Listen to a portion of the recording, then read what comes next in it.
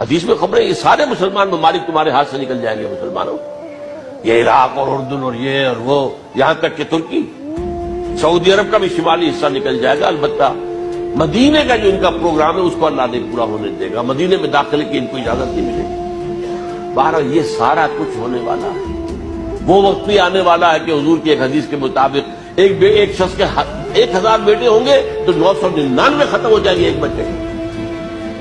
یہ وقت بھی آنے والا ہے کہ حضور فرماتے ہیں اتنی بڑی جنگ ہوگی، اتنی خریزی ہوگی کہ پوری زمین اٹ جائے گی لاشوں سے۔ تو پرندہ جو ہے کوئی ایک دو پرندے ہوتے ہیں کہ جو مردار خور ہے، گدھ ہے، وہ تو بڑی خوشی سے اترے گے، تناول فرمائیں گے لاشوں کو۔ اسی طریقے سے کوے ہیں، چیلے ہیں، لیکن جو نفاست پسند پرندے ہیں وہ لاش کے اوپر اترنا نہیں چاہتے۔ تو ایک پرندہ اڑتا چلا جائے گا، اسے کہیں زمین پر اترنے کی جگہ نہیں ملے گی، لاشیں ہی لاشیں ہوں گی، یہاں تک کہ وہ تھک ہار کر اس کی جو ہے پر جواب